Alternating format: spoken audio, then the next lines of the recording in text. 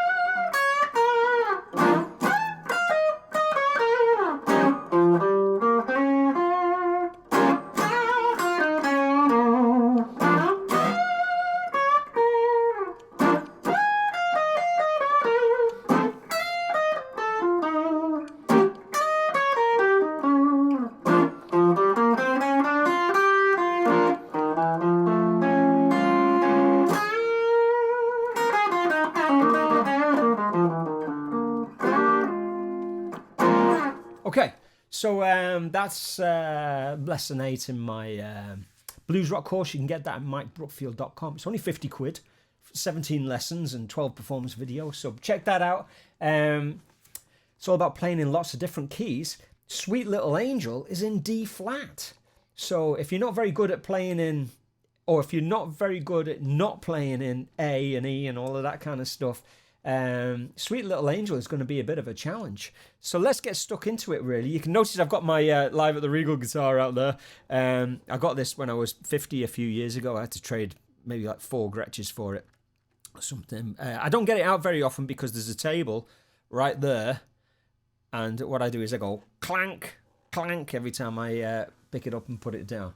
Anyway, let's check this out. So Sweet Little Angel, as I was saying at the beginning there, hugely influential, isn't it? I think, at that time in the 60s, people were picking up this record. They didn't have loads and loads of records, did they? If you heard somebody playing guitar like this, it would have been, just jaw-dropping. And there's so many shapes and moves that he makes in this that you hear in, Clapton and, like I said, Peter Green and all those guys. It has to have been one. If they only transcribed one solo of a blues, this would have been the one. So let's pull it up. You can get the tab at Patreon as well. Like, I'll make it a free tab. You just have to become a free member. So the first phrase, let's play along with the record a little bit. I've just slowed it down to about 90% to help us hear it. So he's going. So he's kind of playing. It's Sweet Little Angel, isn't it? It's the major pentatonic. He's playing that major chord, so it's not Mean Little Angel or Dirty Little Angel. It's Sweet Little Angel. So he's playing that. He does actually follow it up with a mean lick, like that, doesn't he? If we listen.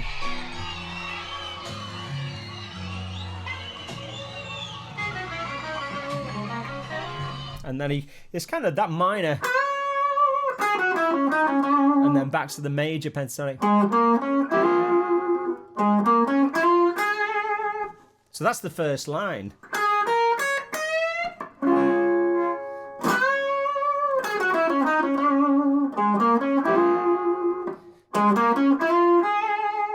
And then he goes into this beautiful phrase.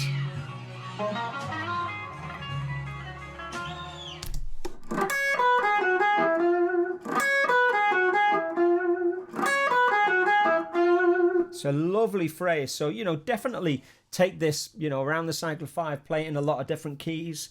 That's what my course is all about. It gives you a platform to practice in different keys. But this is D flat.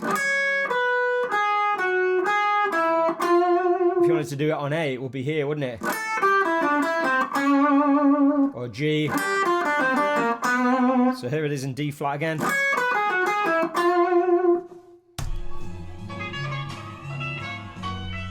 So it's that explosiveness.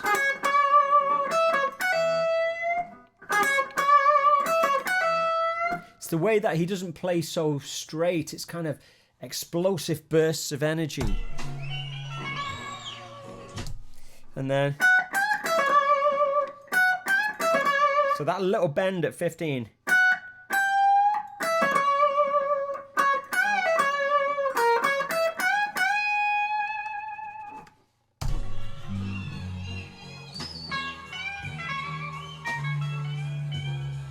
Yeah, so, his dynamic range is really, he's keeping it, I'm playing it a bit more strong than he is. He's playing it about 4 out of 10, isn't he? And I'm playing it about 7 or 8 out of 10. So, keep that in mind.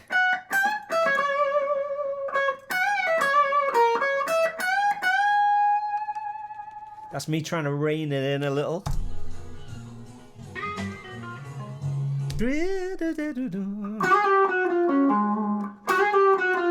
So some chromaticism, and then down an arpeggio.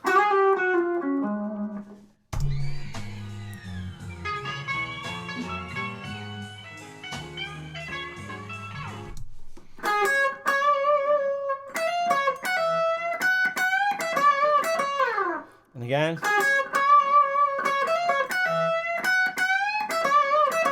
Again, I'm playing it a little bit more hyperbolically or something, and he's playing it really kind of cool and sweet because he's bringing it right down after, this is the second track. So, I don't know if this was the order of the gig or whatever, but like he's probably played a really big song or something and then he's brought it down and he's going to sing this song about the sweet little angel. It's about I always kind of say it when I'm rehearsing with the band that, the main thing you have to play with in the blues is dynamics. You don't really have that much harmony to play with. It's not like jazz where you can throw the kitchen sink at things. The harmony needs to be kind of simple enough, but it's the dynamics which really draws people in, isn't it? And that's what he's playing with. So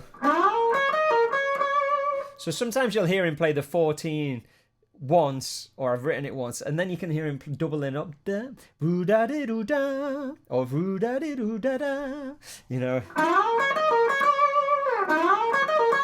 So it's up to you whether you want to double that note at the end, hammer it home. I did a video years ago called Hammer It Home Like Clapton, didn't I? Which is obviously influenced by the B.B. King style. So I'm doing it there again.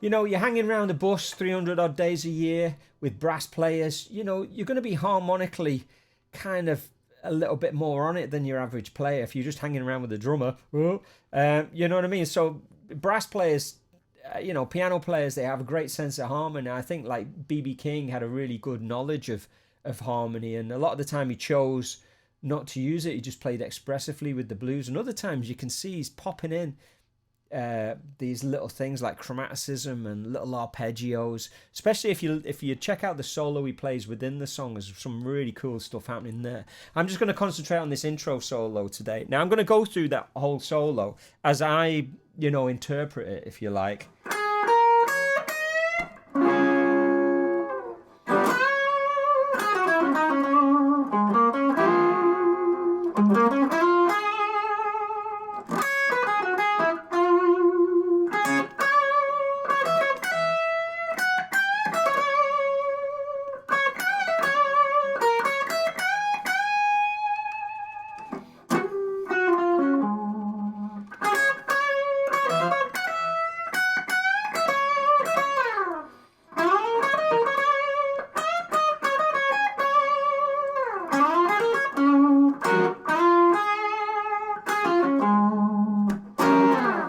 So, I'm souping it up a little bit in the same way. That's what Gary Moore would do, and, Joe Bonamassa or whatever, because we're playing it slightly out of context. We're not on a gig trying to bring the dynamic down, but all of the information in that solo is you've got to play that solo and keep playing it until you see the value in the simplicity of the phrasing and the combination of the major, minor, and just the subtlety of the beauty of what's going on there. So I hope you enjoy that. I'm going to keep this short and sweet, sweet little lesson, if you like. So I'm going to play a bit of blues in D flat, I think, just to end this video. But, subscribe, check out the video course, all about playing in different keys, and 17 videos, 12 performance videos, all that kind of stuff. And this PDF will be at Patreon, all that kind of stuff.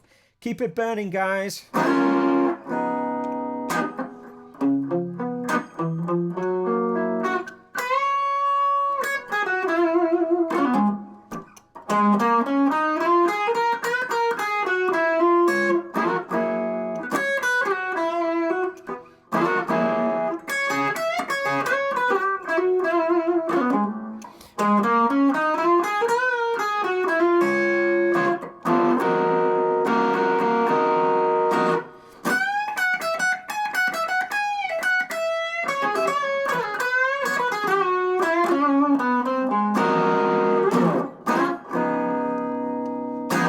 Keep it burning. See you next week.